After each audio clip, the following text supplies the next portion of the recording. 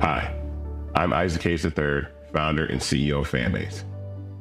Fanbase is a free to download, free to use, next generation social media platform that allows anyone to have followers and subscribers on the same page. Fanbase was built through investment dollars from equity crowdfunding from the Jobs Act. People just like you helped build Fanbase. and we're looking for more people to help build Fanbase. We are currently raising $17 million in a Regulation A crowdfund on Start Engine. We've already crossed $2.1 million, but we're looking to raise more capital from people just like you that deserve the opportunity to invest in early stage startups without having to be accredited investors. So right now, I'd like you to go to startengine.com/fanbase and invest. The minimum to invest is $399. That gets you 60 shares of stock in Fanbase right now, today. And then use Fanbase to connect with friends, grow your audience, and be you without limits.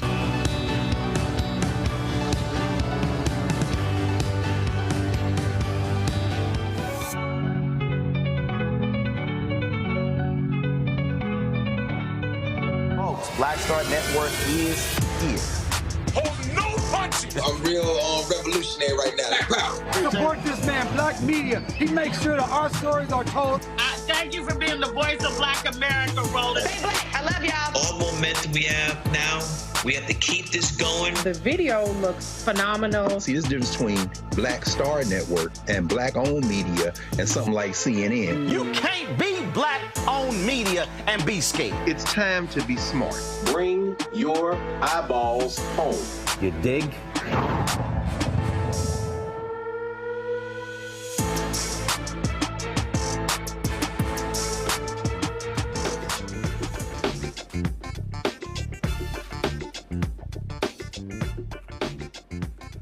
Folks, today's Tuesday, December 17th, 2024. Coming up on Roland Martin Unfiltered, streaming live on the Black Star Network.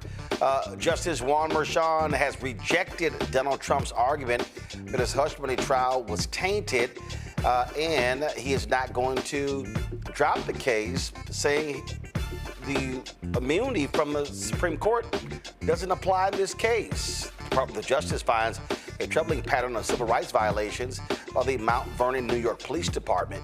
A school shooting took place in Madison, Wisconsin, and we have the latest updates. Also, folks, Congresswoman Alexandria Ocasio-Cortez loses a ranking committee chair to a 74-year-old Democrat. The Democrats need to understand it's time to turn the page on its old leadership. It's a lot we're going to unpack on today's show. It's time to bring the funk. I'm Roland Martin Unfiltered on the Black Star Network. Let's go. He's got it. Whatever the miss, he's on it. Whatever it is, he's got the scoop, the fact, the find. And when it breaks, he's right on time and it's rolling. Best believe he's knowing. Putting it down from sports to news to politics. With entertainment just for kicks, he's rolling.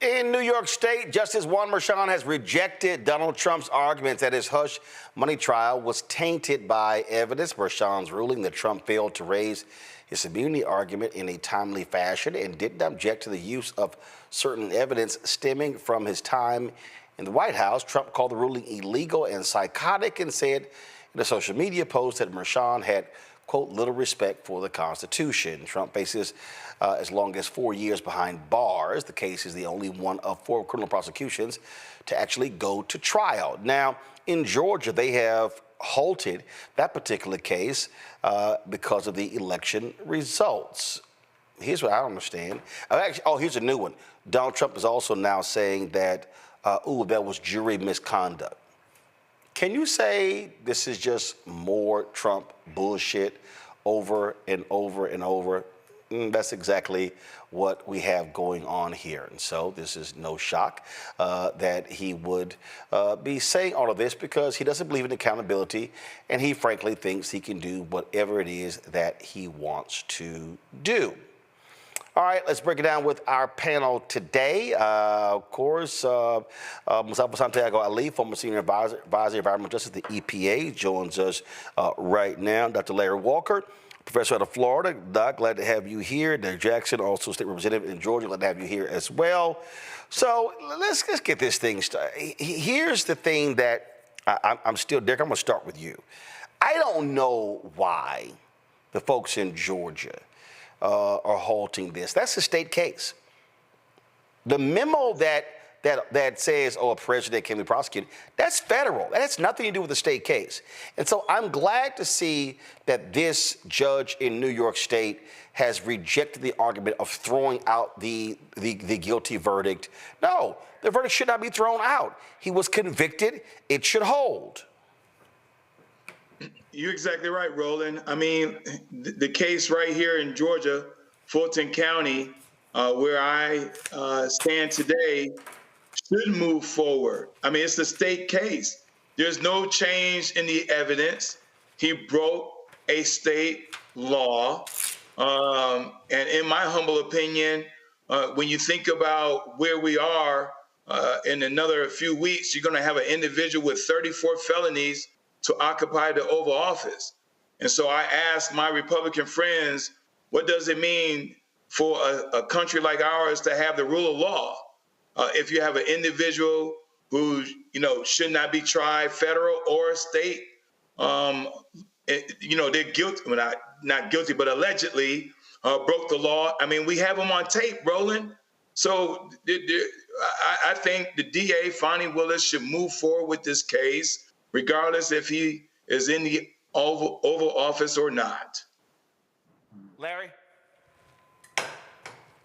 It's one of the, I guess the best descriptor is, justice for me and not for thee, as it relates to the comments you just read, Roland. Listen, we have I could say two-tier, we have like a 3 or 4-tier justice system in terms of how it works, depending how much power and also your race. And I think this is a clear example. My colleague just talked about, and you mentioned, the case being dropped in Georgia. And I'm glad the judge stood, steadfast, because, we can't keep having these conversations about people who commit crimes. Particularly, we talk about nonviolent offenders all the time, and folks get thrown in for years. And then, someone who commits multiple crimes, again, a serial crime committer, across multiple states over multiple decades, gets to walk away. It's not fair.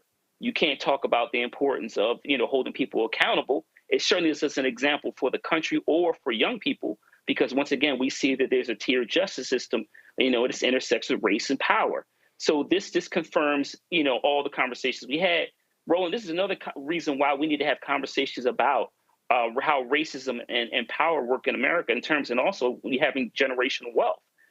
So this is, like I said, I'm glad the judge, stood the ground. This is the right thing to do as it relates to, once again, we hear a lot about the rule of law. So if you believe in the rule of law, then everyone should be held accountable. But once again, we see how not every individual is treated the same, and that is going to continue over the next couple of years. Mustafa.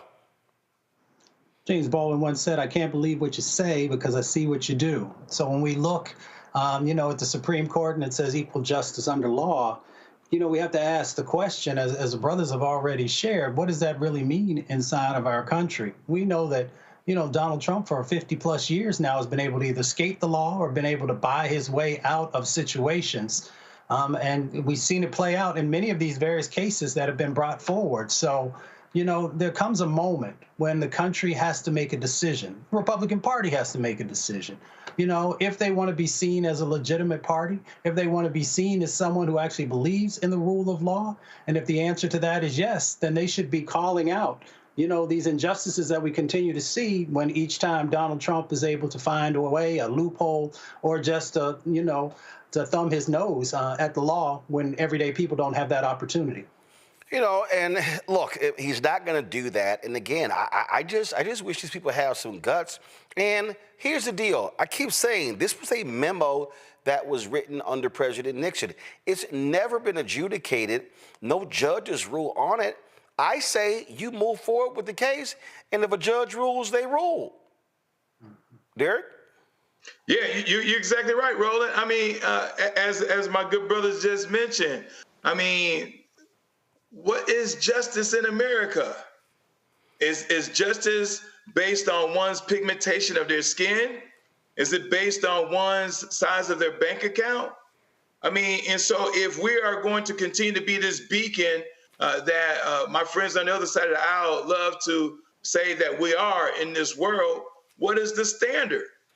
I mean, I've just mentioned today, Roland, because there's some conversation saying that President Biden should pardon Trump. And I told the world today who would listen, absolutely not, because we're in this predicament because Ford gave Nixon a pardon.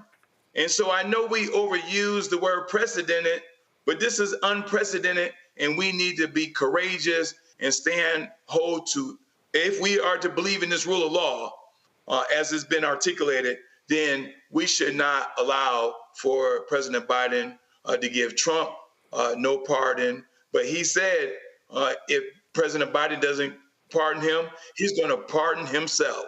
Well, I've been real clear. There's no way in hell he should actually get a pardon from Biden. Gentlemen, hold tight 1 second. We come back.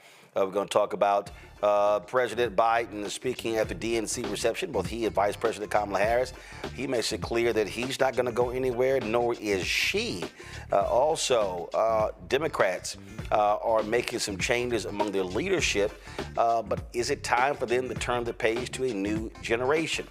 We'll talk about that. Plus, Young Dro, Les Brown. I chatted with both of them at the Global Hope Forum last week in Atlanta. We'll share those interviews with you as well. Folks, we'll be right back. Roland Martin Unfiltered on the Black Star Network.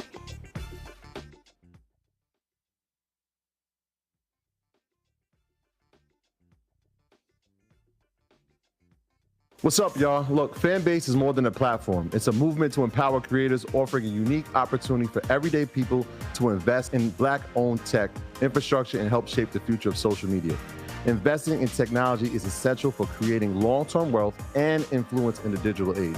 The Black community must not only consume tech, we must own it. Discover how equity crowdfunding can serve as a powerful tool for funding Black businesses, allowing entrepreneurs to raise capital directly through their community through the Jobs Act.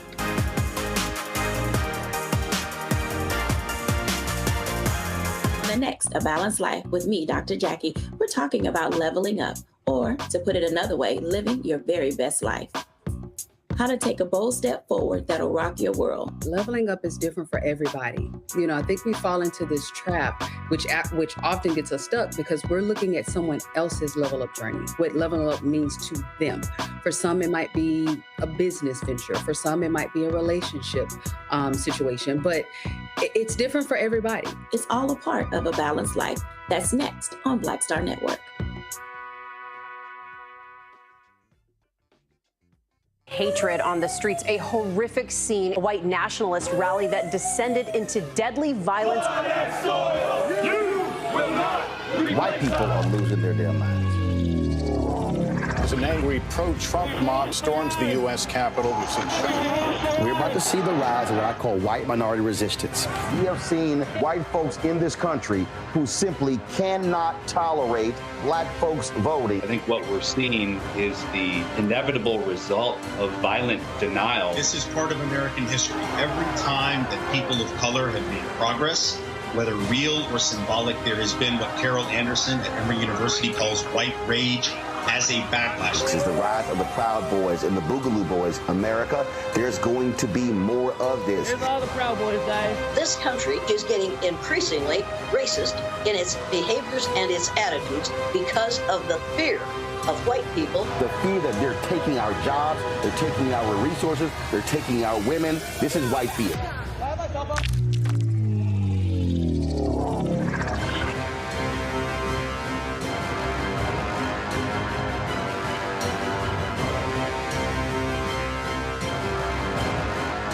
My name is Mark Carey, and you're watching Roland Martin Unfiltered. Deep into it, like pasteurized milk without the 2%. We getting deep. You want to turn that shit off? We're doing an interview, motherfucker.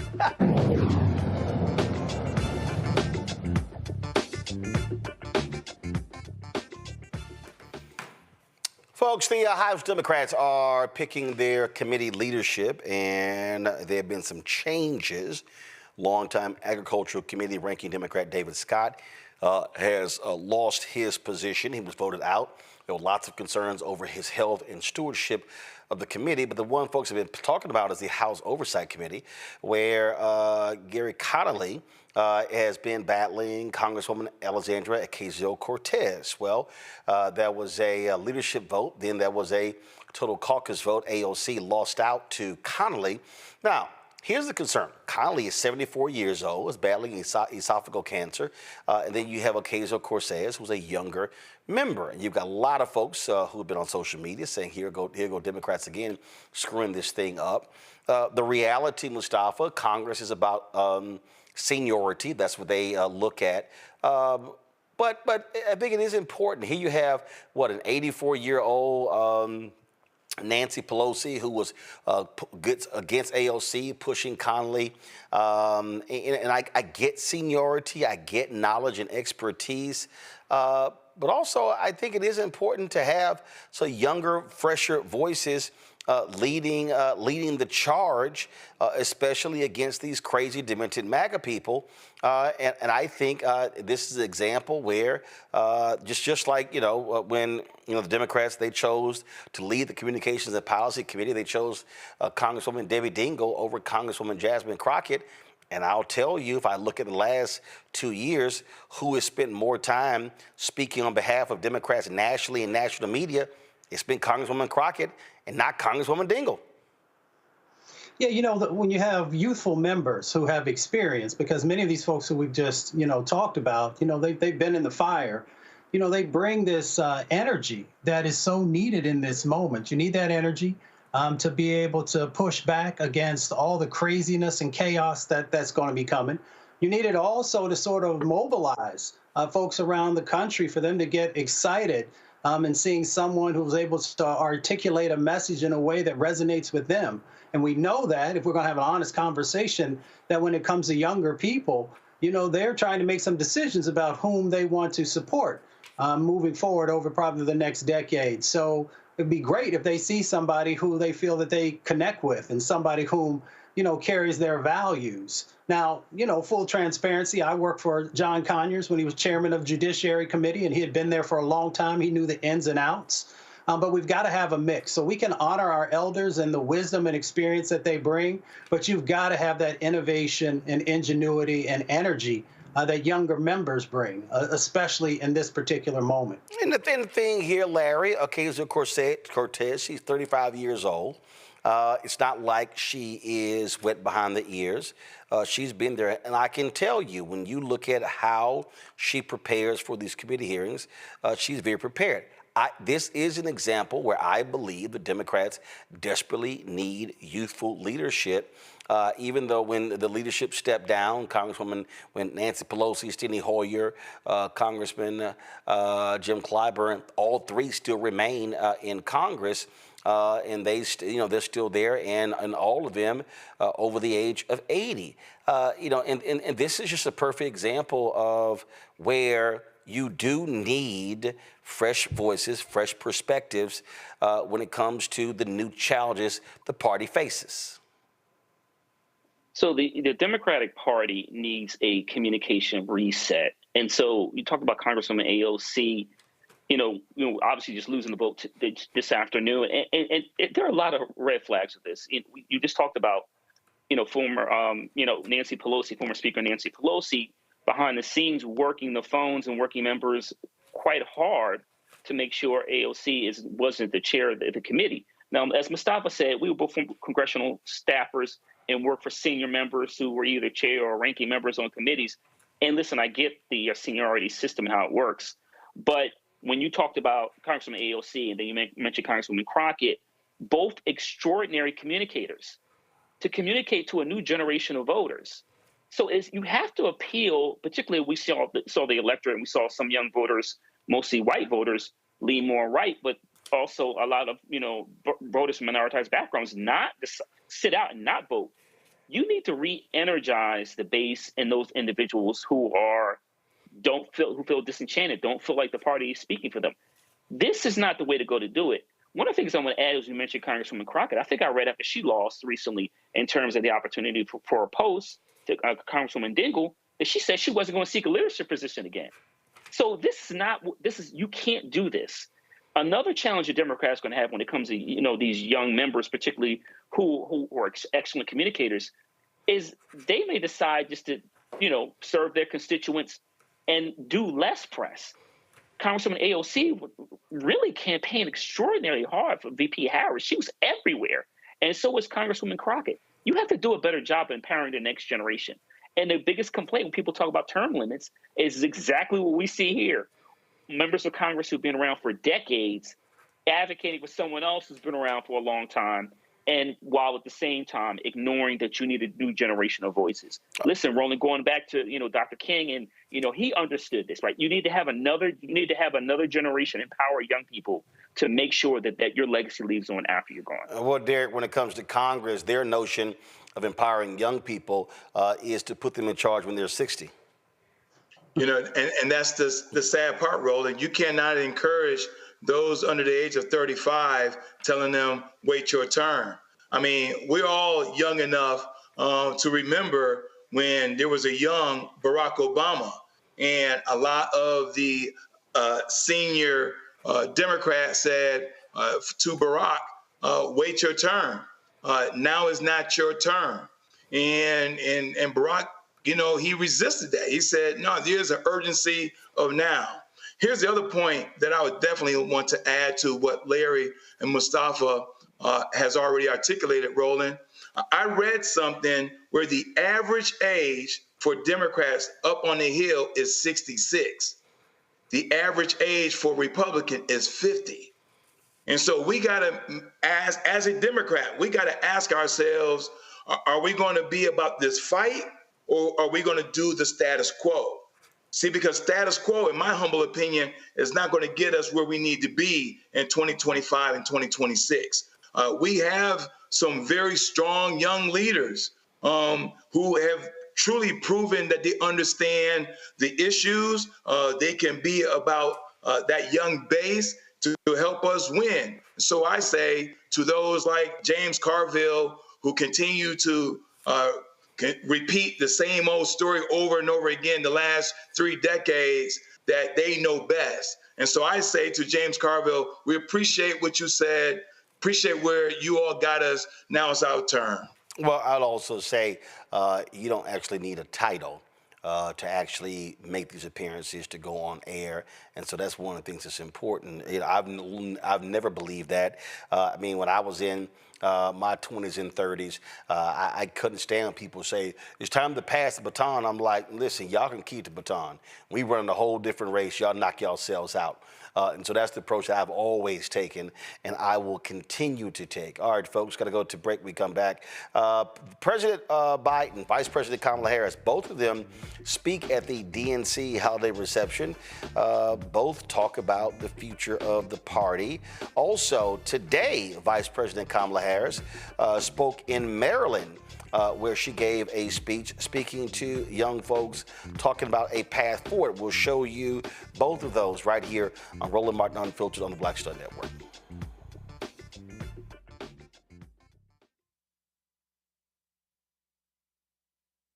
Hi, I'm Isaac Hayes III, founder and CEO of Fanbase.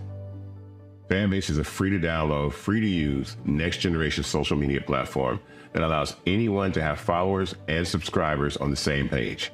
Fanbase was built through investment dollars from equity crowdfunding from the Jobs Act. People just like you helped build Fanbase, and we're looking for more people to help build Fanbase. We are currently raising $17 million in a Regulation A crowdfund on Start Engine.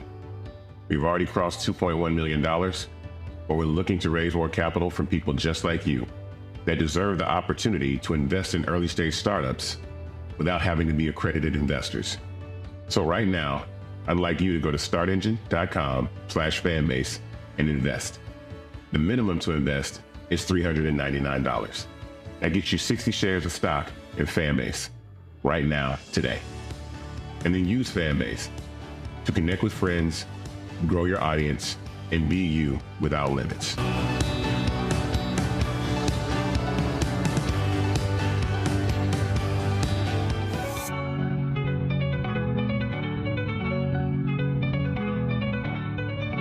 the next A Balanced Life with me, Dr. Jackie, 'tis the season, tree trimming, party going, and gift giving.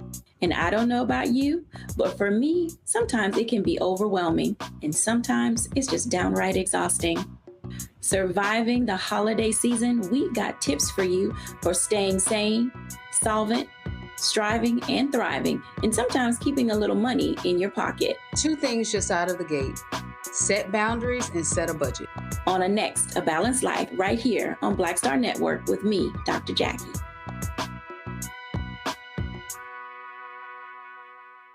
On the next Get Wealthy with me, Deborah Owens, America's Wealth Coach. Are you working hard and yet your performance doesn't reflect your paycheck? On the next Get Wealthy, you're going to learn some savvy career moves so that all your efforts actually show up in your bank account. Joining us is the founder of a career network, and she's going to share the 3 R's of accelerating your financial growth. Here's a tip as well. If you are an individual contributor and you desire to be a leader, do the work where you are now.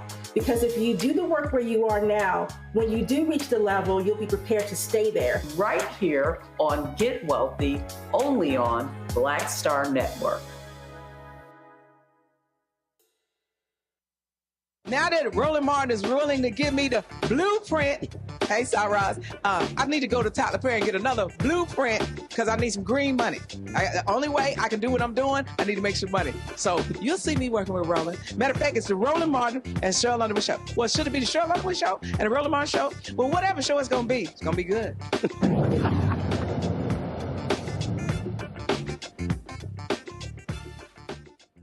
Vice President Kamala Harris was in Maryland today talking to young folks with a message for them about focusing on the future. Here is what she had to say. Indoor Air Quality, LLC dispatcher, and service year option member, Lauren Muir. Keep clapping.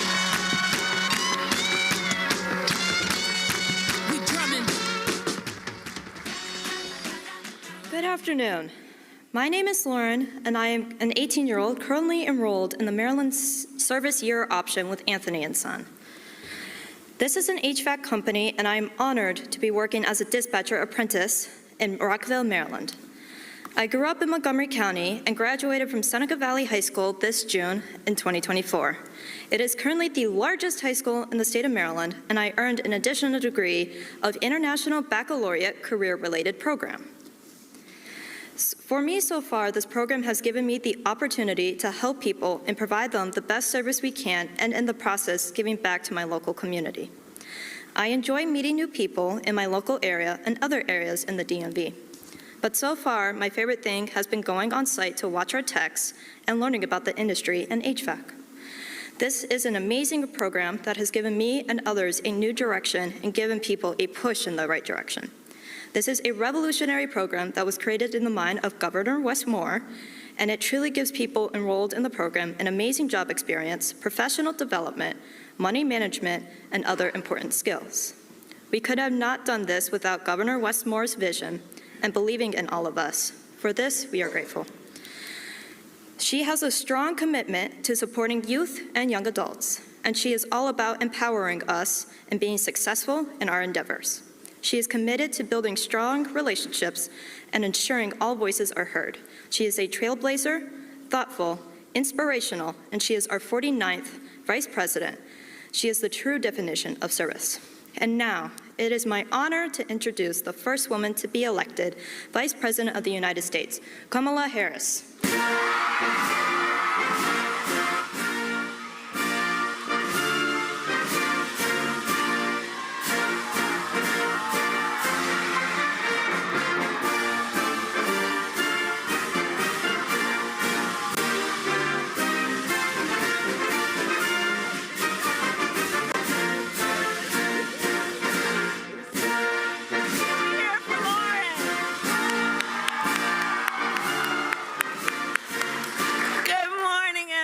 Have a seat, please. Good morning. Oh. Oh, I just love seeing all of our young leaders. You know, when I look out at all of you, I know and I feel so strongly the future of our country is bright. It is bright because of all of you. And I want to thank Lauren for her kind words and her commitment to your community, Lauren, and for the example you are setting. It is so good to see all of you. So, well, you know what? So let me start with just what has happened actually yesterday before I begin my other comments about the horrific shooting yesterday in Madison, Wisconsin. Of course, it's another school shooting, another community being torn about and torn apart by gun violence. And of course, our nation mourns for those who were killed, and we pray for the recovery of those who were injured and for the entire community. But look, as we hold our loved ones close this holiday season, we as a nation must renew our commitment to end the horror of gun violence, both mass shootings and everyday gun violence that touches so many communities in our nation. We must end it, and we must be committed to have the courage to know that solutions are in hand, but we need elected leaders to have the courage to step up and do the right thing.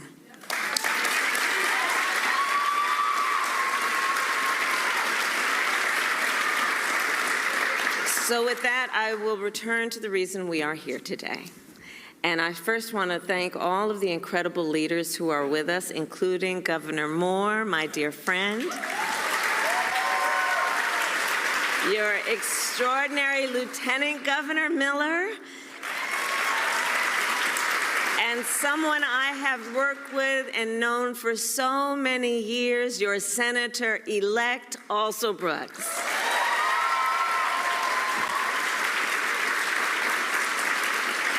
And to all the young leaders who are here, I thank you for your service to the people of Maryland. Because look, each one of you has decided to dedicate yourself to the work of service, the work of lifting up the condition of other people, people who often you may never meet. The work you do in service will affect people who for the most part will never know your names. But their lives, because of your work and your dedication, will forever be touched in a positive way. You know, I do believe that public service is a noble calling. It is noble work. And it is an expression of optimism, which is you know and believe, and it is being verified to each of you every day, that the work you do that can lift people up has effect. It matters. Your work is about the optimism that comes with knowing that one individual can make a difference in the lives of so many people. And God knows when you have a whole group like this doing it together, the impact you have on our nation and by extension the world. So today I came by to express my gratitude for the work you, like so many across our nation, have been doing to lift up our fellow American. And I am here to reaffirm our shared commitment to the work ahead. You know, over the past several weeks, since the election, I have received tens of thousands of letters from people across our nation, many of them young leaders, Americans from every walk of life, people of every age, race, faith, and political party. These letters share a common theme. Yes, there is disappointment, but there is also resolve for the future.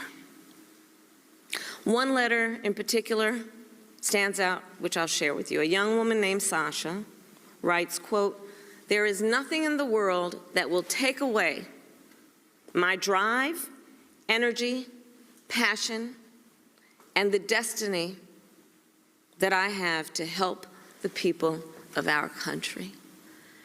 And I think any one of you, as Sasha, could be, right? Nothing's going to take away that drive, that passion, that energy, that commitment.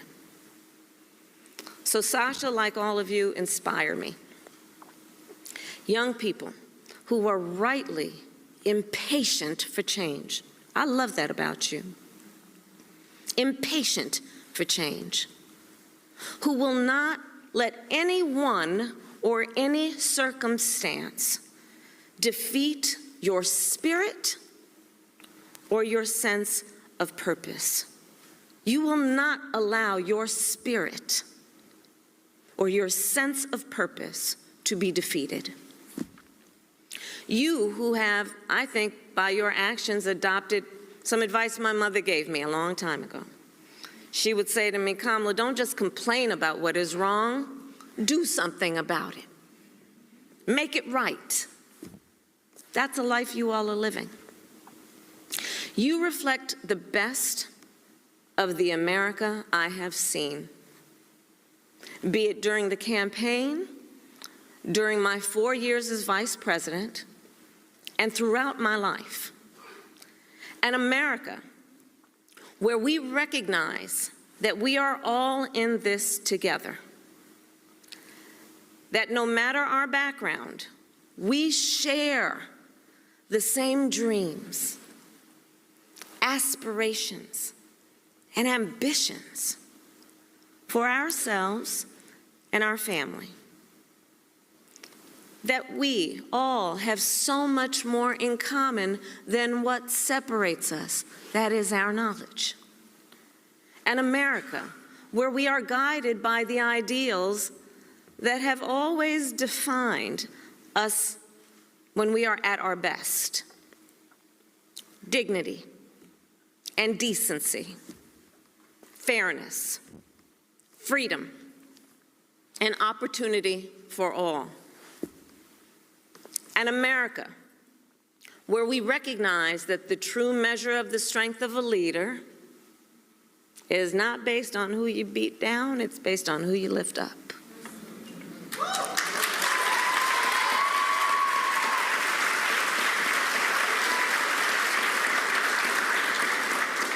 And the story of America's progress, you all know history.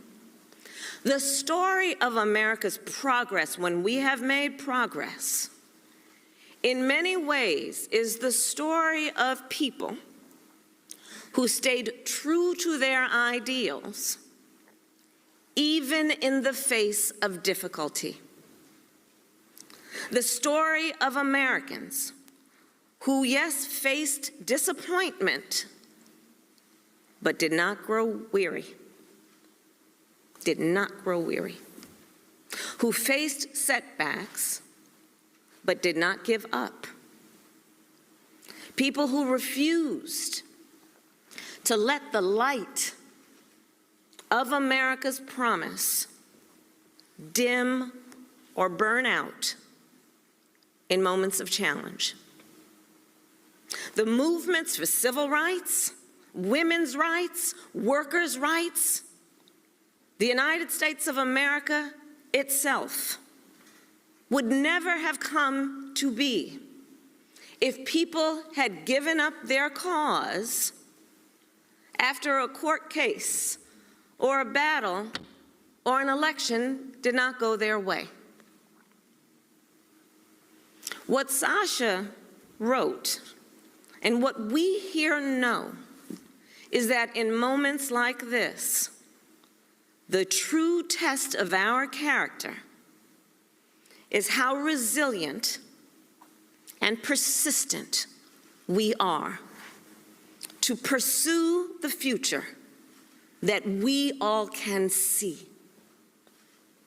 The true test of our commitment is whether, in the face of an obstacle, do we throw up our hands or do we roll up our sleeves?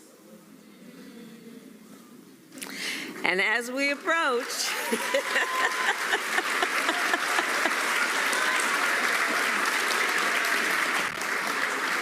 and as we then approach the end of this year, many people have come up to me telling me they feel tired, maybe even resigned.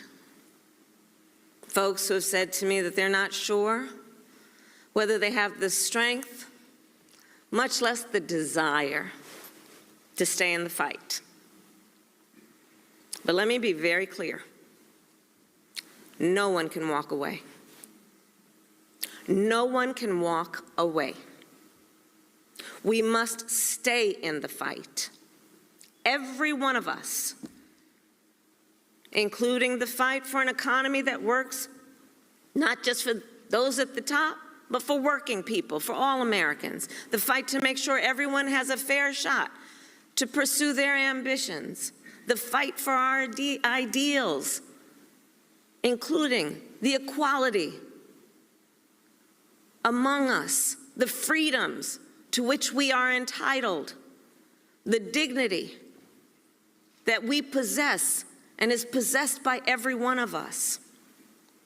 So we must stay in the fight, because that is the responsibility, in my opinion, that comes with the privilege of being an American. And that responsibility has always then fueled the American experiment. In our country, you see, the recognition that we are all created equal with certain fundamental rights and freedoms, the belief that here in our country anything is possible, the promise of America itself is a powerful yet fragile idea. Powerful because it has inspired billions of people and made it possible for us to become the strongest, most prosperous nation in the world.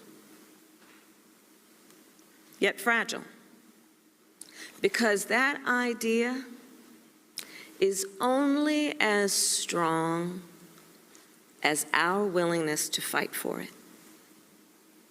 Only as strong as our faith that we, the people, are the ones who make it real.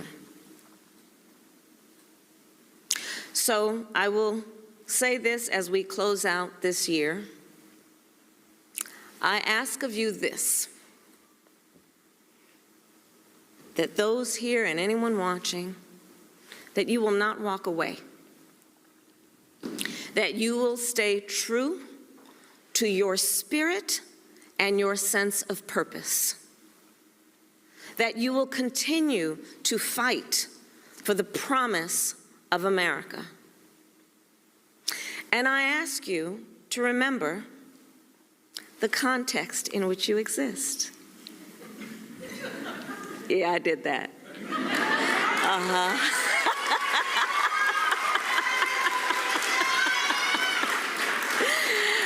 I ask you to remember that this struggle is not new. It goes back nearly 250 years to Lexington and Concord. Generation after generation, it has been driven by those who love our country, cherish its ideals, and refuse to sit passive while our ideals are under assault. And now this fight to keep the light of America's promise and to ensure it burns bright, well, this fight now, it continues with you. You are its heirs. We are its heirs. So I'll end with this. Get some rest over the holidays. Spend time with the people you love, You know, I believe family comes in many forms. There's family by blood and there's family by love. I urge you then, after you have had some rest, in fact, I challenge you to come back ready to chart our path to the future. Chin up, shoulders back, forever impatient for change, and like Sasha, ready to summon your drive, your energy, your passion to help our fellow Americans, and be ready to get back to work, fighting for opportunity and freedom, fighting for fairness and dignity, and fighting for this country we love and the future we share. God bless you, and God bless the United States of America.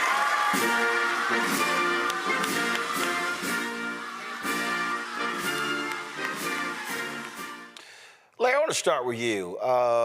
You know, the vice president has been making similar remarks and in a number of settings.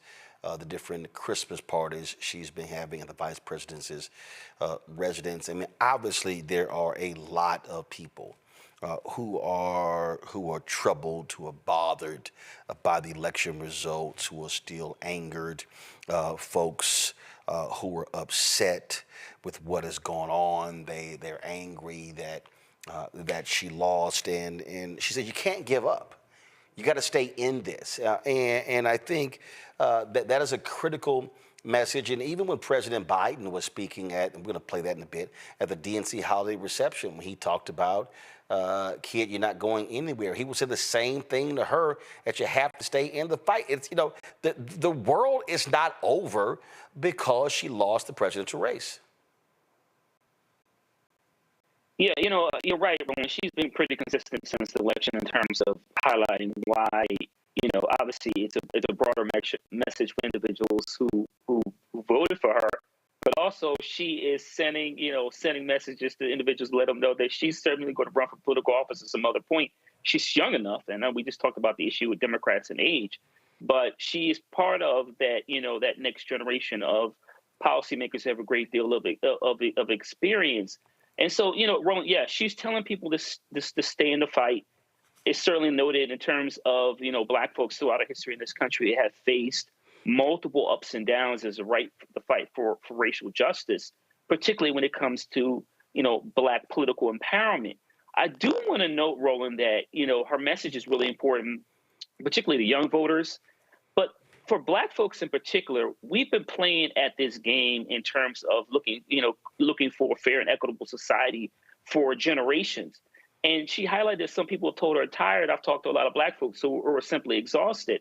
But I'm highlighting this because we have to talk about the impact that this fight for racial justice, it has on our overall well-being, and we have to acknowledge that. But I do think it's important for Black folks that particularly we need the young Black voters to empower them to run for public office. Certainly we need to fund those elections. But like I said, I look forward to seeing the path, the journey that, that's laying forward for VP Harris, including maybe for the rumors running for governor of the state of California or other possible, opportunities. But she's right. The fight is ongoing, but we have to recognize the overall impact it has on our well-being. Well, the thing here, Mustafa, that I think a lot of people need to understand is that this ain't Burger King. You ain't going to always get it your way.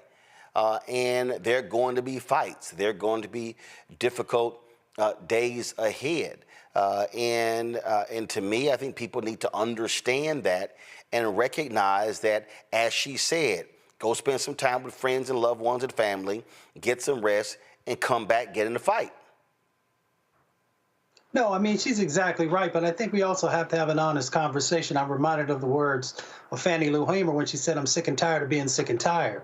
So for me, what that means is that, yes, we take a moment to recharge, but we also got to start to do things differently.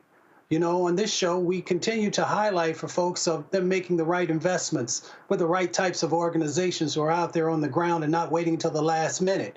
So people get sick and tired of folks continuing to do that. We talked earlier about folks not wanting to create space for younger people to be able to move into leadership positions. So that's another way of burning people out, and they get sick and tired of continuing to knock their head against the wall. So I agree with the vice president about us getting back into the fight. The question becomes, especially for me coming out of a social justice movement, is what does that fight look like? And will my voice be honored in that space? Will the organizations that are out there on the front lines get the resources they need so that we don't have to continue to hit our heads against the wall, because we know how to do the work. We know how to get people energized. We know how to get people engaged in what's going on. So we have to ask that question. Are we willing to finally begin to create these 21st centuries that are so necessary and stop operating from 20th century sort of paradigms that we continue to do? So yes, to the things that the vice president shared. But the question also becomes that when we come back energized, when we come back ready to do the work, will we also be able to put in new systems and new ways of doing things so that we can get the wins on the board? You're not going to win every election. Doesn't matter if it's a local election all the way up to the federal. But we do have to make sure that we are creating an opportunity, a foundation, so that if folks do everything that they're supposed to do correctly, that we can be competitive moving forward. Well, that's why, Derek, I believe it requires a plan of action. We lost Jim Lawson this year, the architect of the Niagara movement. And I go back to the interview I did with him in 2018 when he said they spent 6 months meeting and discussing why they wanted to do this movement. Then they spent 6 months discussing what they were going to do. I think what we're dealing with now, and look, I get it, Reverend Sharpton and his organization, they're planning this march on January 20th in D.C., King's Day, that's fine. But the thing for me is,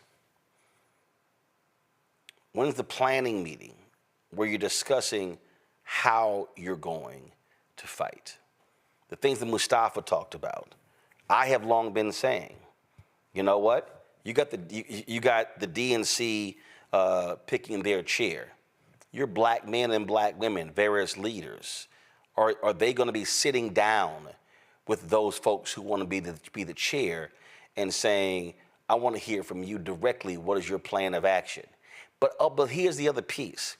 I'm not just interested in hearing what white folks what their plan of action is. I want to know what's the plan of action that we're going to hand to them. And so that to me, I think is important. You know, I'm sitting here right now looking at what's at stake in 2025.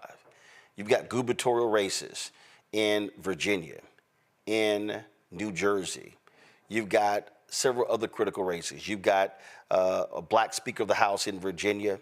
The question is, do Democrats still control the House there as well? I can go on and on and on. So the thing for me is, okay, how do we fund that? See, I'm not interested in just complaining about what resources we did not get in our communities in 2024.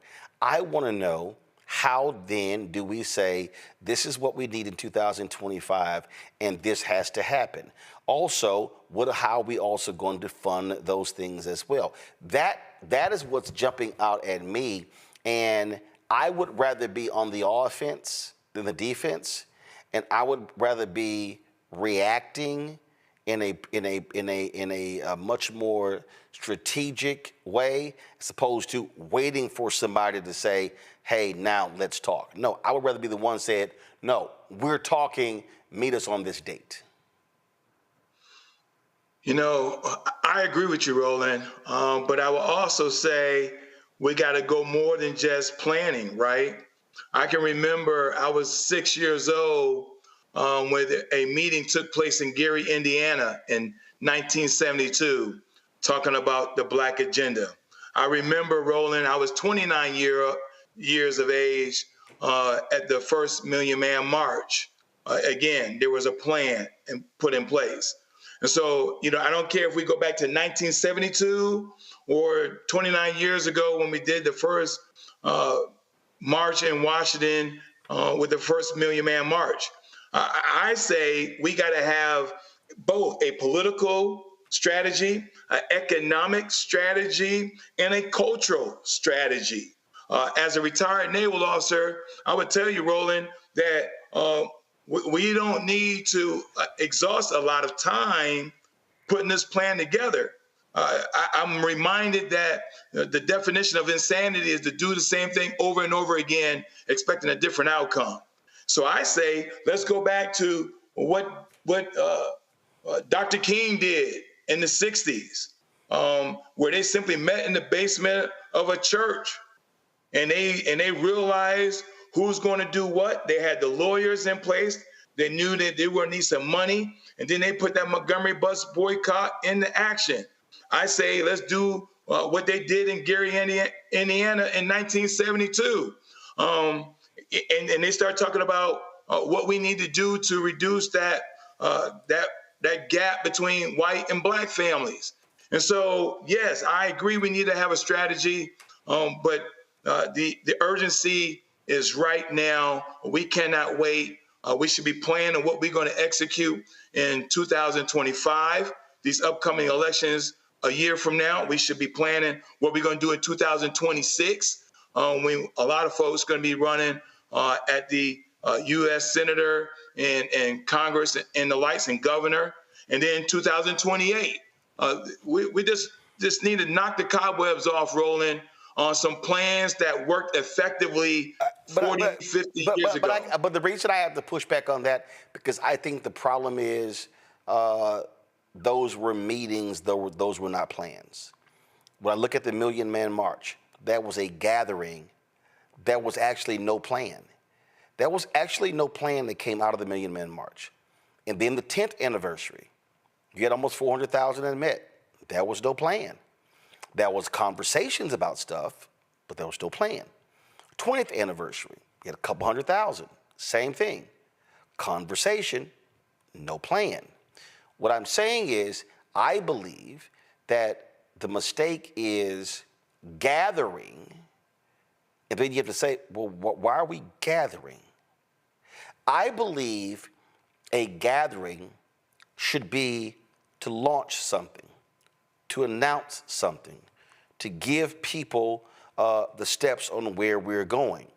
I don't believe in having a gathering just to have a gathering. So when people call me Mustafa and they say, well, Roland, let's meet, I then go, about what? What are we meeting about? I then go, who else is going to be there? What are we trying, what's the point of the get together? Listen, they had a White House Christmas holiday reception this morning. I was there, and I got a chance to say a couple of things to President Biden after he finished speaking. And afterward, the people came up to me and they said, you know, there are things we need to do. And I'll go, okay, fine. When is it? Who's going to be there? And then if I go to it, I'm then going to say, okay, what are we doing? I believe that when you look at Gary, Indiana, the Black Political Convention in Gary, the mistake that came out of Gary is that they resolved that the future of Black America was dependent upon a political strategy. They actually left out the economic piece, and that was a mistake. I believe that it was great, it was wonderful that we gathered at the Million Man March. But what happens after that? And how do you keep that going? What is that agenda? All those things that you have to do to keep it moving forward. That's what jumps out at me. And I just believe that when you talk about it now, and like, for instance, I've made it clear to some people, we are still constituents. So what is going to be the Black agenda that's put in front of Trump and the Republicans? Not sit out, but what's the Black agenda? We are still constituents. And so that, to me, I think is what is so critical. And I haven't seen it yet.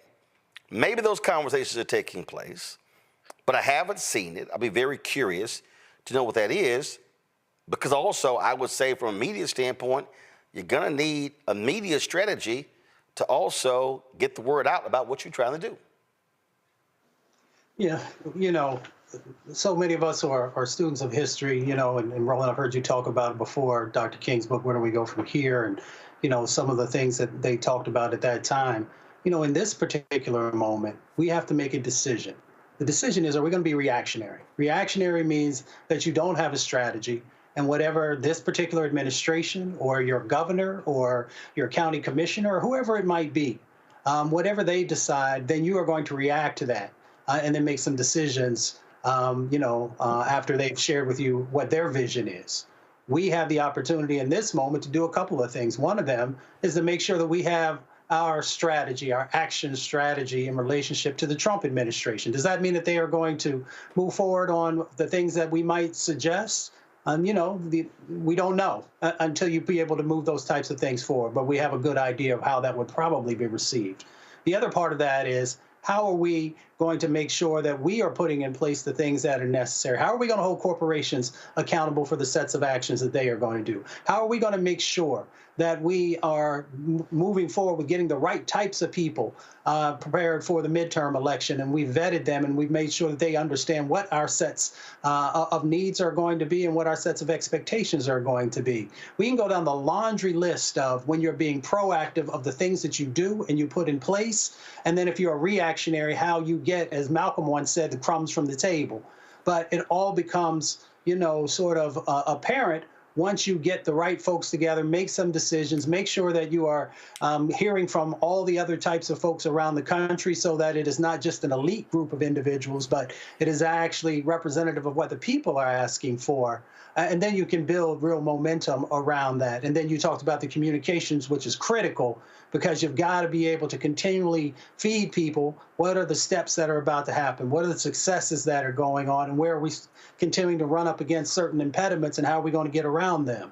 But all of that goes down to having strategy. Somebody who comes from the movements that I have, because we never had a huge amount of money, we always had to have strategy. And every time that we've had a success, it's been because we've had that plan that was in place. Everyone understood their role, and they understood what we were up against. And then we just build off of whether small successes or medium or large successes. So if you're not going to do that, then you're not serious about being a real player in the game, and you're not serious about making change inside of your community. And I hope I don't hurt anybody's feelings, but that's just the reality of what it is. But Larry, it's the same thing that the vice president is going to have to do.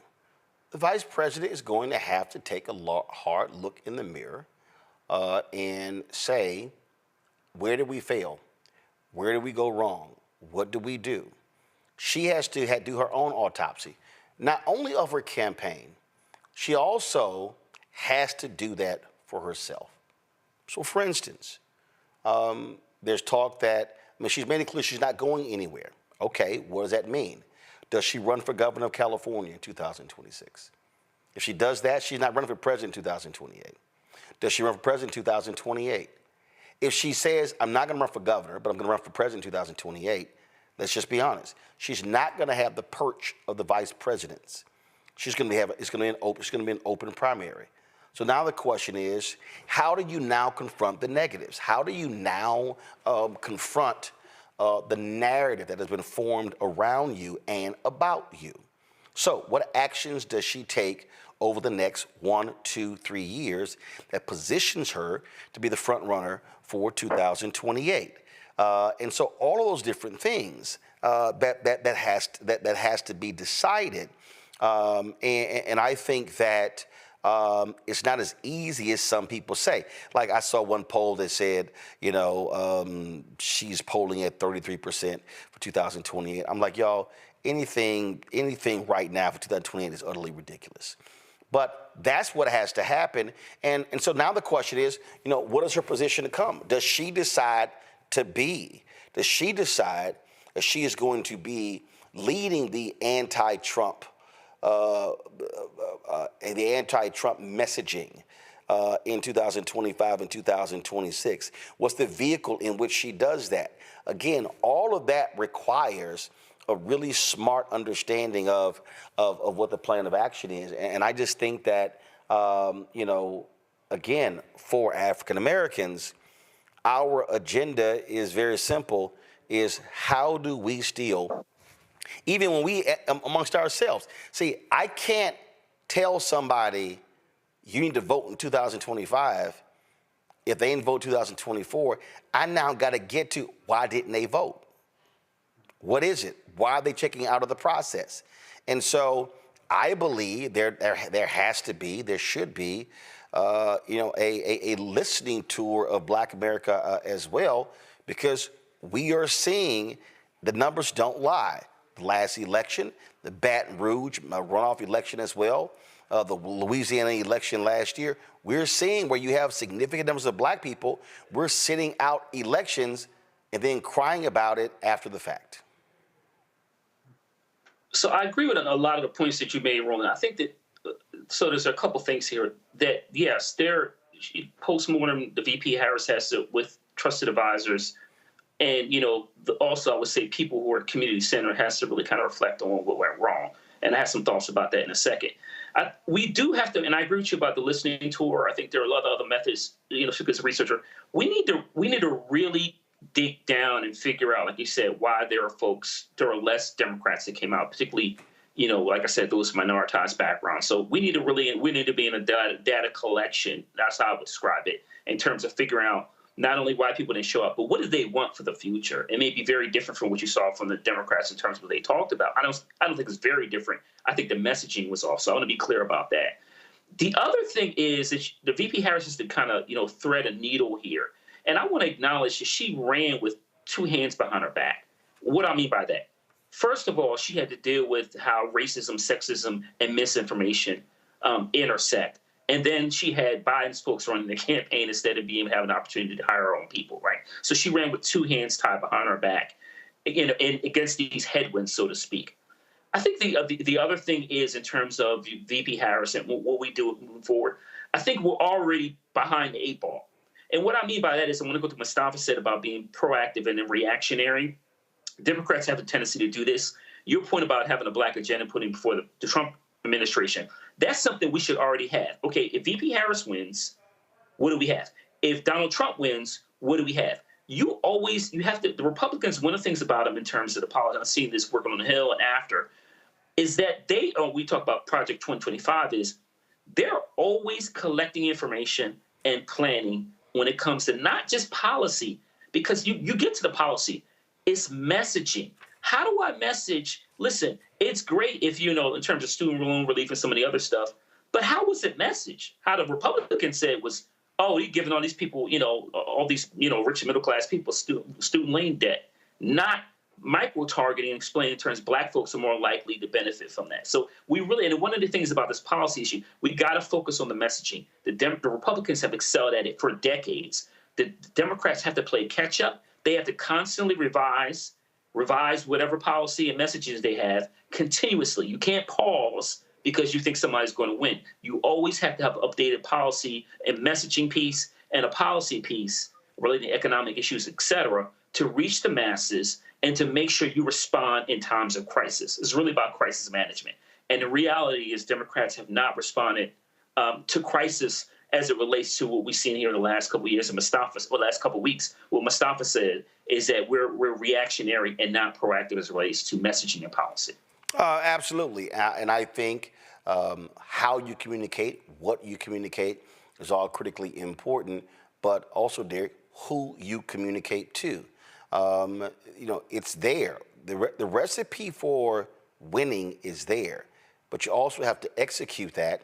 And there were a lot of flaws, and there were a lot of things that were going against the vice president in this race, and also some of the Senate races. And we have to also understand, take a hard look at, the upcoming Senate races, and many of them in red states, and what that means. How do you flip those voters? But also, I'm looking at Black people. How do we get Black folks to understand that the couch cannot be an option for us? You're exactly right, Roland. I know here in Georgia, 3 million registered voters did not vote in Georgia. of that 3,700,000 of those registered voters that voted in 2020 did not vote in 2024. But we also got to be honest here, Roland. I mean, I heard former President Bill Clinton, he gave his forensic analysis, but I also heard former President Barack Obama gave his analysis, and they were miles apart. Bill Clinton was talking about identity politics. Barack Obama was saying, speak to your base. And so we as Democrats, we got to ask ourselves, do we want to still do this thing called identity politics, where we're trying to have a message for everyone in every way? And I think that's a non-starter, to be honest, because if you look at the Republicans, Roland, the Republicans only speak to one individual. That is the white man. They don't even speak to white women. Whereas Democrats, we trying to speak to everyone. Yeah, but you have to, and that's what I say. First of all, listen, the Republicans have it easy. You're right or hard right, okay? And the reality is the Democratic tent is a larger tent. And that's what you have to do. And so guess what? That ain't going anywhere. That ain't going anywhere. So Democrats can complain about, quote, identity politics. Everything in politics is identity politics. Income, education, rural versus urban. That's all identity politics. But the only time they criticize identity politics is when typically it involves race. And then you could say gender, you could say sexual orientation, but typically it's race. What I continue to suggest that Democrats are going to have to figure out, and they're going to have to be honest, Democrats are going to have to deal with this. Democrats are going to have to understand white fear.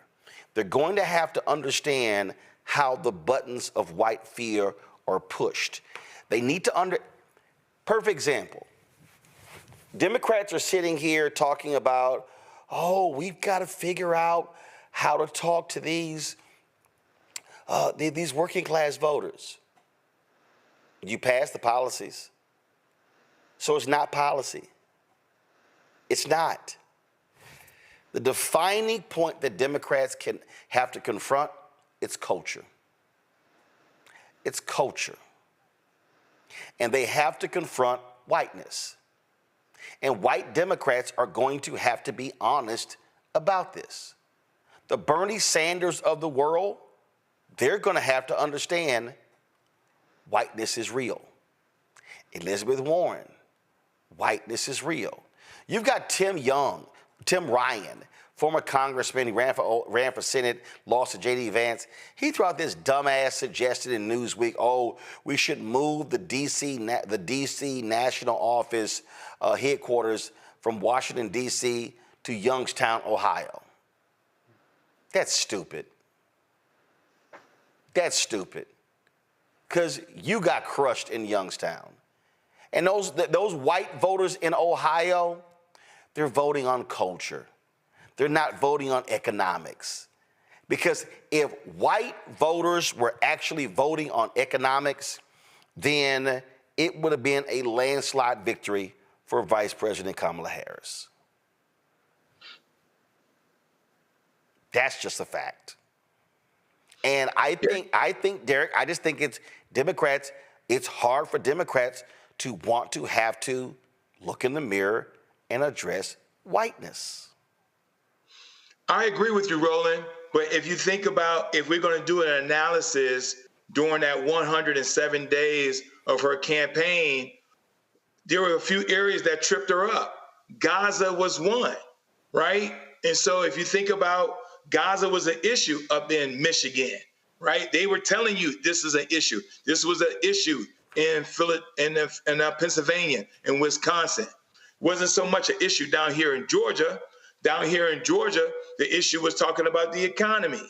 And the sad part is, Roland, Georgia has a very strong economy, but we as Democrats just do not fight back mis and disinformation.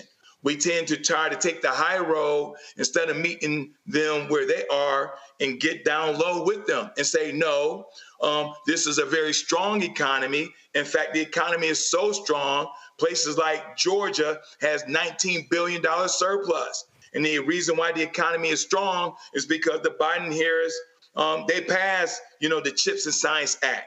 They passed Inflation Reduction Act, the American Rescue Act. And they cap insulin. And tell that story that will influence and impact whites, Black, Latinos, Hispanic, and everyone else. But you were dealing with a situation, and I heard this from pollsters with the Vice President Harris's campaign. It didn't matter what they say. They just didn't believe it. They held nothing against Donald Trump. Nothing. Not the criminal convictions, not January 6th, not COVID, none of that stuff. Didn't hold any of it against him. It just made no sense whatsoever. So, listen, we'll see what happens, but the bottom line is a lot of work to do. As the VP said, let's get some rest, let's recharge, get re-energized, get back in the game. Got to go to a break. We come back. Les Brown, I chatted with him when we were at the Hope Global Forum. We'll have that conversation for you next right here on Roland Martin Unfiltered on the Black Star Network. Support the work that we do. Join our Bring the Funk fan club. You can join us via Cash App by using this QR code for Stripe. Make your donations here. You can also send your check and money order. P.O. Box 57196, Washington, D.C. 20037-0196. PayPal, R. Martin Unfiltered. Venmo, RM Unfiltered. Zelle, Roland at RolandSMartin.com. Roland at RolandMartinUnfiltered.com. Be sure to download the Black Star Network app, Apple phone, Android phone, Apple TV, Android TV, Roku, Amazon Fire TV, Xbox One, Samsung Smart TV. You can also, of course, get a copy of my book, White Fear, How the Browning of America is Making White Folks Lose Their Minds, available at bookstores nationwide. And don't forget to get your Roland Martin Unfiltered gear, your merchandise, new shirts, FAFO 2025. And also, don't blame me, I voted for the black woman. All of that. RolandMartinUnfiltered.com, BlackStarNetwork.com, RolandMartin.creator-spring.com. I'll be right back.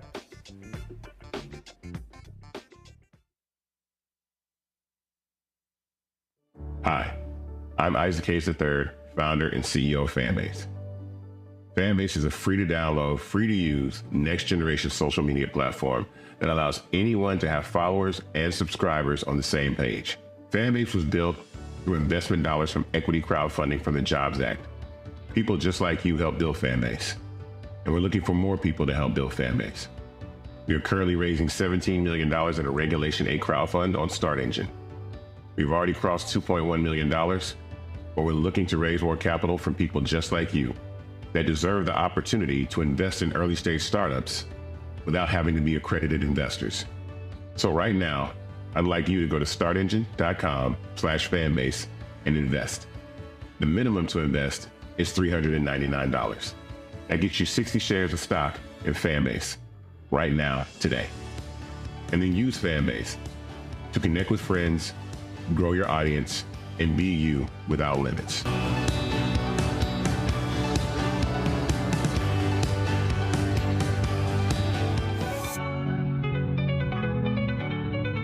On the next A Balanced Life with me, Dr. Jackie, 'tis the season, tree trimming, party going, and gift giving.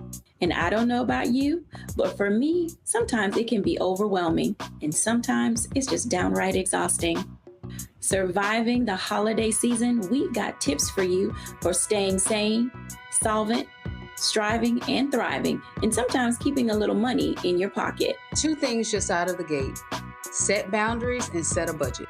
On a next A Balanced Life right here on Black Star Network with me, Dr. Jackie. Now streaming on the Black Star Network. I had been trying to get a record deal for a long time. You know, when I finally got signed to the Motown record label in 2003, I was 34, 35 years old. And up until that time, I had been trying to get record deals the traditional way. You know, you record your demo, you record your music, and you send it, you know, to the record labels, or maybe somebody, a friend of a friend, knows somebody that works for, you know, the record label. And really, chemistry was that was my last-ditch effort at being in the music business. How long have you been trying? I've been trying since I was a teenager. Wow. And you know, and I'm grateful that it didn't. I'm grateful that it happened when it happened, because I wasn't prepared, you know, as a teenager to embrace all that comes with a career in the music industry.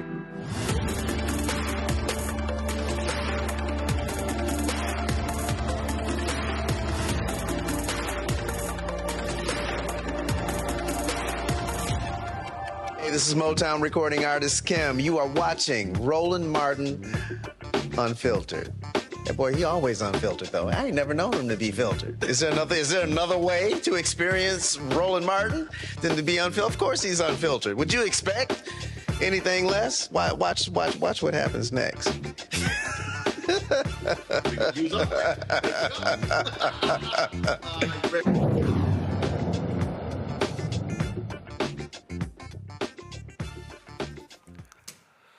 Les Brown's one of America's top motivational speakers. We caught up with him at the Hope Global Forum last week in Atlanta. Here you go. All right, Les Brown, I see you again here at the 10th Annual Hope Global Forums. How you doing? Man, I'm doing great. I'm cancer-free, debt-free, and drama-free. See, I like all three of those. You know, I tell folk all the time, I said, I can't do drama, I don't do stress.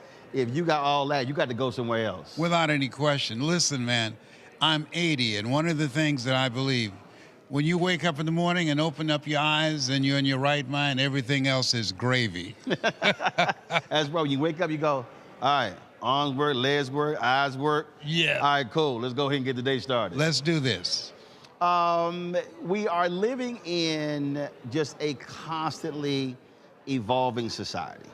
And one of the things that I was just on a conference call, we were talking about this post-election, and people are, you know, the folk who supported the vice president, they are, you know, frustrated and angry and upset and bothered. And I've got millennials and Gen Z who are like, man, we're tired. And I keep saying, listen, I get all that. I said, but we come from a history of people who couldn't afford to be tired. Thank you very much. You know, just think about James Weldon Johnson.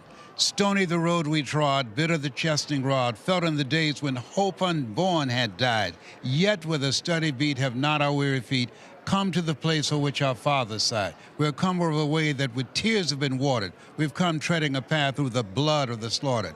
Things didn't turn out the way that we wanted them to turn out. So what? It's time to move on.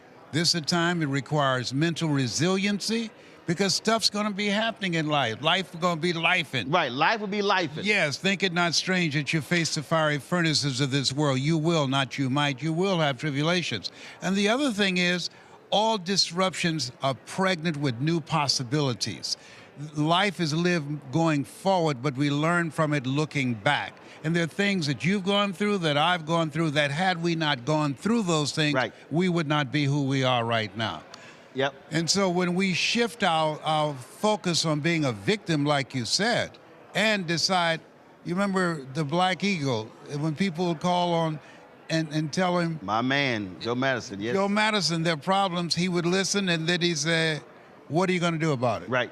Okay, and that's the big question. What are we going to do about it? Right. What we can do, we're in that place where Peter Drucker said that we must unlearn, learn, and relearn. There are a lot of people failing now because they're using old keys trying to open up new doors of opportunities.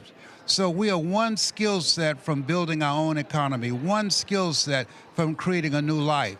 So this is the era of accelerated change, overwhelming complexity, and tremendous competition.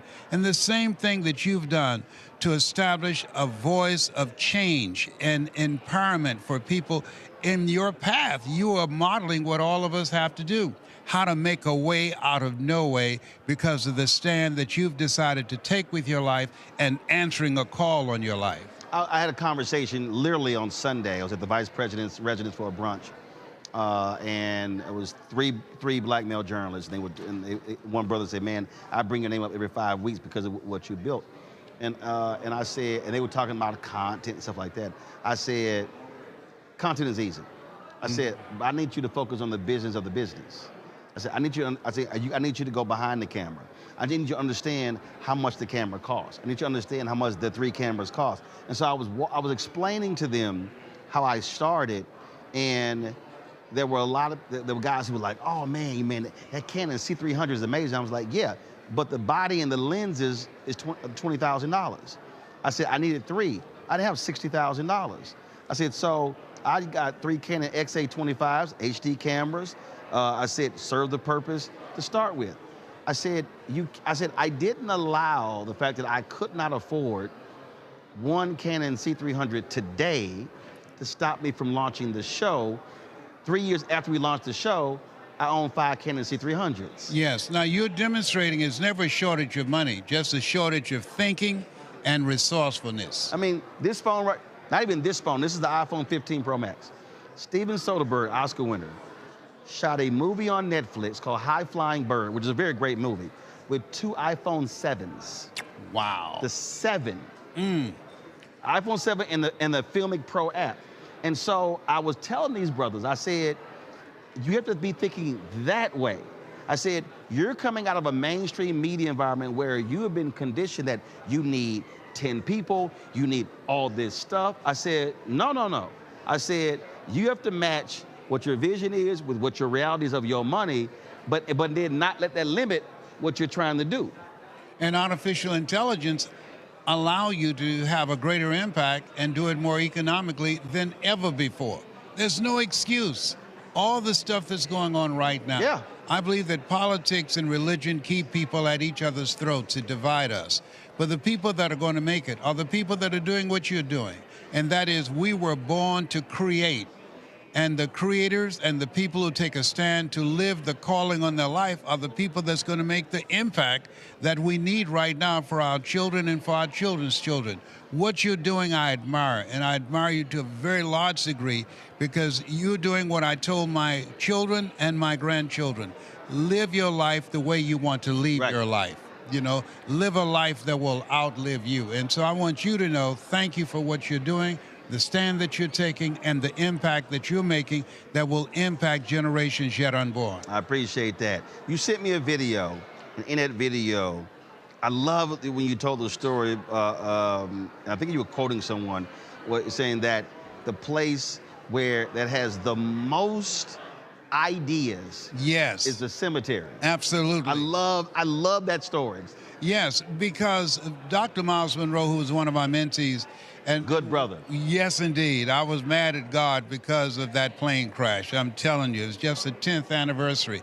But he said the ideal situation for a man or woman to die is to have family members praying with them as they grow, as they cross over. But imagine, if you will, being on your deathbed and standing around your bed, the ghost of the dreams, the ideas, the abilities given to you by life.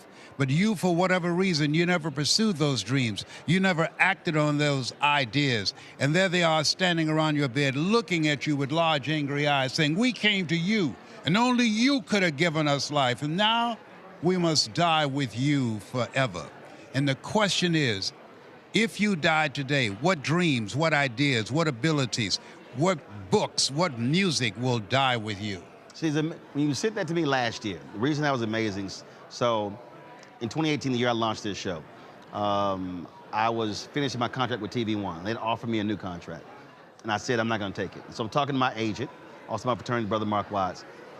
And Mark said, it's easy money. I said, no, it's not. I said, because I knew what it would limit me. And I said, sure, Mark, it's $330,000. I said, but I know what it's going to, I said, they will still be determined what I can and cannot do. But this is what I told him. I said, and it was June 2018. I said, Mark, I'm 49. I said, what I want to do, I don't know any other black journalist who is in position to do this. And I said to him, I said, I'm young enough to have the energy to do it, but I'm old enough to where I'm at an optimum, I didn't say maximum, I'm at an optimum level of energy, knowledge, and resources that if I don't do this and I sign that deal, I'll never do it. And he was like, that's me. Wow. And I said, I'm telling you. Yes. I mean, and I knew it. But there's something else you have. Relationships. People who believe in you. That's a part of your resource. Because that was a good call. What you're saying and what we're encouraging you to do, bet on you. Most people don't have the courage to do what you've done. They are allowing themselves to be governed by their fear. As we know, God has not given us a spirit of fear, but of power and of love and of sound. But here's the other thing about fear. What I tell folks is, I said, fear is also empowering. Yes. I said, so but it's a flip side. For me, it's not the fear of failure, it's the fear of not trying. Yes, yes, and dying a life. That's what I'm fearing. Yes, and dying the life of regrets. Absolutely. And so you are modeling what you're telling people to do every day. I see people out here today and heartbroken and spirits broken, and I experience the same thing that other people experience.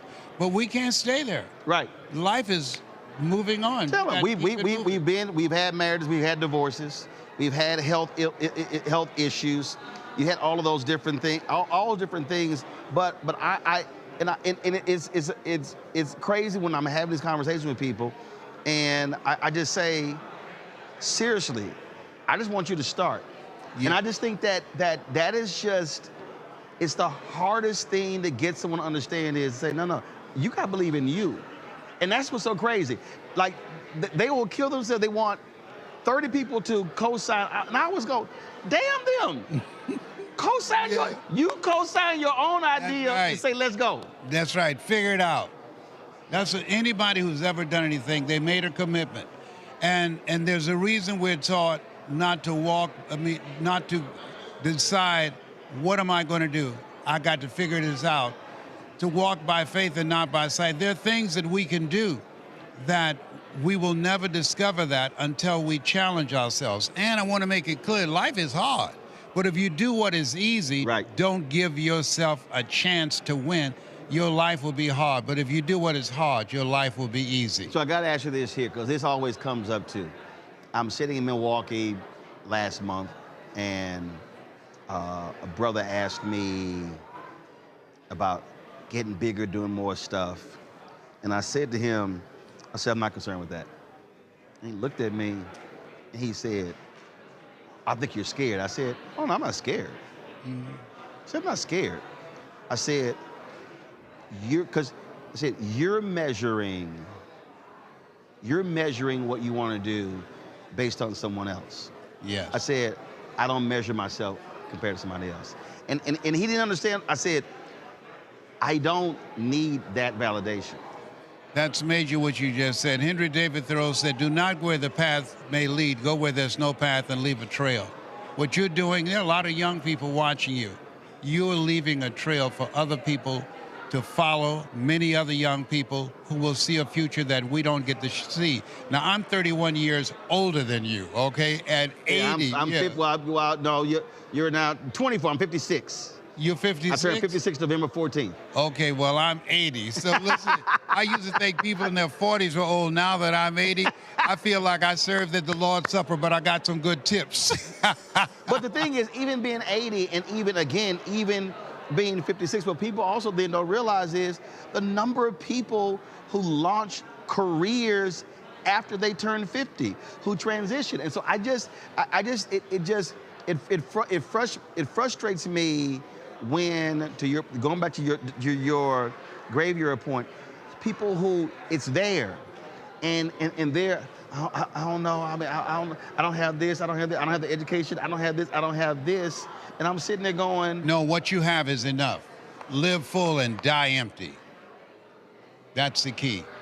Give it everything that you got. I remember I was in Vegas, and at that time, Gladys and I were married, and a guy was seated next to Frank Sinatra, and I heard him say something to this young man that I'll never forget. He said, live each day as if it were your last, because one day it will be. See, my hashtag is #live life, love it. In fact, somebody sent me a DM today, the mother of professional basketball player. She said, I just love how you live. And I said, listen, I said, your point, no one knows. I said, use everything. I Yes. said, use it. I said, being a constant, and a brother asked me, he said, man, how you up on all these new stuff? I said, because I'll never stop learning. Yes. I said, I want to know what's the newest thing. How can I use that? How can I use this app? I said, for me, that's fun. Yes. When you're learning those different things. And so to me, that's also, I think, part of this. You never stop learning. You keep reading, you keep studying, you keep listening, you never stop. George Washington Carver said, do what you can where you are with what you have and never be satisfied. That's what you're doing. You're at 80. Is there, I always ask this question to everybody. Is there one thing that you haven't done that even you like, I gotta do that? I'm doing it right now. And that is when Miles Monroe said to me, Les Brown, there's no success without successors. So now what I'm doing is training people who have a story, have experiences, that want to learn how to tell their story so that people don't just hear the story, but feel the story and take them to a place in themselves that they can't go by themselves and transform that audience individually and collectively. There's a science to that. I've perfected this. I've been doing this for 53 years. And so now I've got to, at this stage of my life, teach others who are hungry, willing to put in the time and effort to learn how to do this, because we need new voices of hope and inspiration now. Do you emphasize the value of authenticity? Because I've heard, I remember I was at this event and there was, this person was training through Zig Ziglar and all sort of stuff like that. And they finished the speech and presentation was great, tone was great, all those things were great. And I felt it was empty. And the person came to me and they was like, you didn't like it? I said, oh, no. I said, it's certainly, I said, but I didn't feel it. Yes. I said, because it wasn't applied to the craft and the people in the room. I fundamentally believe that the greatest speakers are ones who use their personal experiences. Without any question, because when you're speaking, people are asking, who are you? Right. What do you have? Can I trust you? And they want to relate to you, they want to identify with you, and they want to connect with you. You can't correct unless you connect. And so you have to create an experience so that people, when they hear you, they feel you, and they become self-persuaded to say, I need to do something different with my life. And that's what I'm teaching and training people how to do. Of all the places you've gone and you've spoken to, is there a particular event, a particular speech or presentation in the city, whatever, that even now you get goosebumps thinking about how they respond? Without any question. I was in Atlanta, and my birth mother was there, but I didn't know because I'd never seen her. And so I spoke in the Georgia Dome. It was 80,000 people. Wow. In the Georgia Dome. People go online and see Les Brown speaking in the Georgia Dome. And I was so afraid they had to come get me out of the restroom. Mike Williams, my mentor, he wrote a book called The Road to Your Best Stuff. He says, Brownie, come out there waiting. I said, Mike, I can't hear the voices. He said, you're scared, aren't you? I said, yes, it's 80,000 people out there in a stadium. He said, are you listening to me? I said, yes. He said, do it for your mama. I said, don't use my mama on me, Mike. He said, do you know how proud Miss Mamie will be to say, my boy spoke in the Georgia Dome? Come out and do it for your mama. I said, okay. So I came out. I asked them to pray for me. I had them put their hand on my head, and then I went up and spoke. But I was terrified even when I went out there. And I say, even if you're afraid when you do something, feel the fear and do it anyhow. So when people see it, it gives me goosebumps. I say, I can't believe that's me. What's weird is,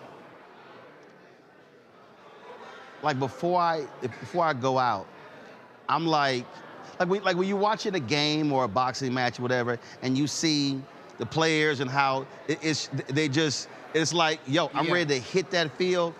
that's how I always am. So I don't like for them to, some people like to go into a quiet space. Yes. The reason I don't like that is because I need to feel the room. Yes. I have to. But I want to challenge you on that. Feel it. No, you don't. I'm going to tell you why I say that. I'm looking at you. I'm seasoned. I've been around the block a few times. And you spoke one day, you got me, you just broke me down. I called you and said, yeah, you did. I said, hey man, give me your cash app. I got to send you something. You broke me down. You couldn't see me? No. But here's what I mean by I feel it. You're speaking from your heart. Right, but here's what I mean I feel it. Yes. I'm allowing discernment. Yes. To speak. And what then happens is, and again, I can't write it down. Whatever I'm feeling, yes, God then gives me the word. You get a download. So when I go up, I've literally had people say, how did you know this audience was going through what you were talking about? I said, that wasn't me. No. So that's why it's like they always say, we got a room for you. I said, no. I'll stick, because I need, like I don't write speeches, but I've changed the whole message. I'm sitting there and I'm like, something else is going on. Well, so I'll tell you what it is. Howard Thurman calls it the voice of the genuine. Is that in life, all of us have moments in our lives that we will hear the voice of the genuine.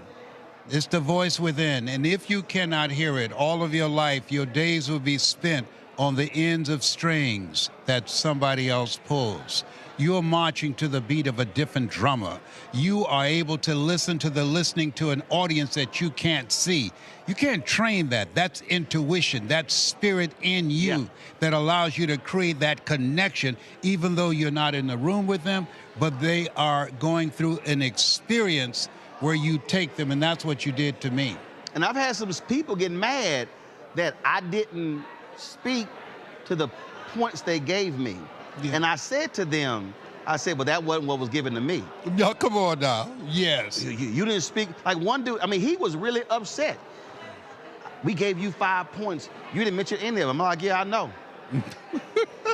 And I was like, I was like, oh, because the reason I wasn't worried about what he thought, because the room erupted. And my deal was, I wasn't speaking to you. Come on now. I was speaking to them. Yes. And he was hot, and he got fired about 6 months later.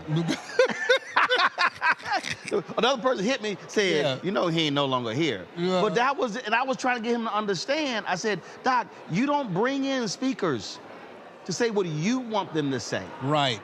You bring them in for them to touch the people, and you let them do what they do. Like, I wouldn't tell you, hey, Les, here's my theme, here are the whole points, go. Hey, what? No. And one of the things that I'm training speakers, you do your research. I teach speakers that the philosophy that has governed this industry that allowed me to stand out, that I went in the opposite direction. The Dale Carnegie course, which is a great course, they teach tell them what you're going to tell them, and then tell them what you told them. I teach never let what you want to say get in the way of what the audience needs to hear. Right there. And all that get understanding. You do your research. I know that. I watch you. I study you. And I'm so proud of you. Well, I appreciate it. I just want people who are watching this. There's somebody watching this. And you're right. The value of digital is that, and I've experienced it. Somebody come up to me and they'll, man, I'm like, that was 12 years ago. The beauty of this is that you don't know who's watching. Yes. You don't know when they're watching. Yes. You don't know what time of the morning or the evening they're watching. And it may touch them, and it may move them and motivate them. And what I tell folk is, though, the blessing is not that they were moved. I said, the real challenge is if you never said what he told you to say. I said, then that's the failure. Because God said, I'm going to send this person here. Whether you don't do your job and say it, when they come, there's nothing there for them to actually hear and see. Right. That's powerful. Yeah. So you better do it. Yes, indeed. Got to be obedient to that.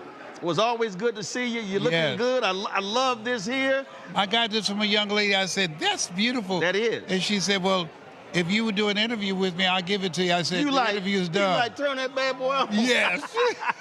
Yes. It's always good to see you. Thank you so much. I appreciate it. Continue to do the greater work. That's what you're doing. Thank you. Appreciate it. Take care. Bye. Whole lot of gems that were dropped there, Larry. Yeah, that was. First of all, it was great to see him. It's been a while, and good to see that he's still around. But a sage advice, and this is why it's really important in the Black community to listen to our elders. He talked about certainly things won't, in terms of things won't always be easy.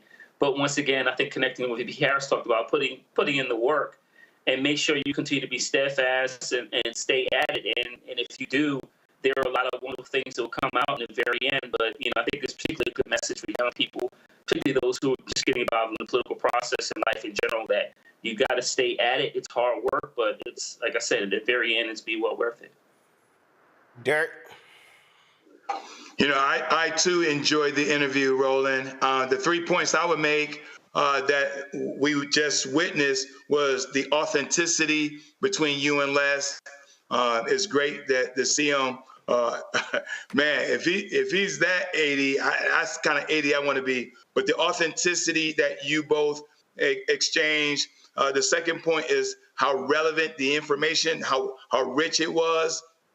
And then last but not least, impactful. We can watch that interview again, Roland, 10, 20, 30 years from now. And the topics that you and Les share will be authentic, relevant, and impactful. Mustafa? I think some of the most important things that were shared is, do you have the courage to bet on yourself? I mean, folks really need to let that sit inside of them and be able to answer that question, because so many folks in our community, unfortunately, have given up. They don't believe that they deserve something better, and the actions that come when you've lowered your expectations. One of the things I've always enjoyed about Les, I read his books, I listened to him growing up, when he used to always talk about you got to be hungry. And being hungry means, for some of the folks who are a bit younger, you're always on the hustle, you're always on the grind, but you have a plan, you have a strategy, and you believe in yourself. And if we could get our people to once again believe in themselves, we could change so many dynamics that go on, both inside of our country and across our planet. So I will always take those words. They're planted deep. They found fertile ground in my soul, and I hope that they do with others. All right. Gentlemen, Frat, I appreciate it. Thank you so very much for joining us on today's show. Thank you so very much. Y'all be well, folks. That is it for us. Don't forget, support the work that we do. It's stuff that nobody else is really doing. We are focusing on really touching and teaching and getting you to understand what's happening in this world. And so your resources, your support is always greatly appreciated and needed. So do me a favor, if you want to give to us via Cash App. I told you Cash App changed all of their policy, that they close all of our accounts. So if you want to support us, you can give us Cash App via Stripe using this QR code right here. You can also send your check and money order to P.O. Box 57196, Washington, D.C., 20037-0196. PayPal, R. Martin Unfiltered. Venmo is RM Unfiltered. Zelle, Roland at RolandSMartin.com. Roland at RolandMartinUnfiltered.com. Don't forget, you can also download the Black Star Network app, Apple phone, Android phone, Apple TV, Android TV, Roku, Amazon Fire TV, Xbox One, Samsung Smart TV. Also, be sure to get a copy of my book, White Fear, How the Browning of America is Making White Folks Lose Their Minds. Available at bookstores nationwide. Get the audio version on Audible. And, of course, be sure to get Roland Martin Unfiltered merchandise. You can get that, all of that at blackstarnetwork.com. RolandMartinUnfiltered.com, and of course, right there at RolandMartin.creator-spring.com. Folks, that's it. I'll see y'all tomorrow right here on the Black Star Network. Holla! Black Star Network is here. Oh, no punch! I'm real revolutionary right now. Thank you for being the voice of Black America. All momentum we have now, we have to keep this going. The video looks phenomenal. See, there's a difference between Black Star Network and black-owned media and something like CNN. You can't be black-owned media and be scared. It's time to be smart. Bring your eyeballs home. You dig?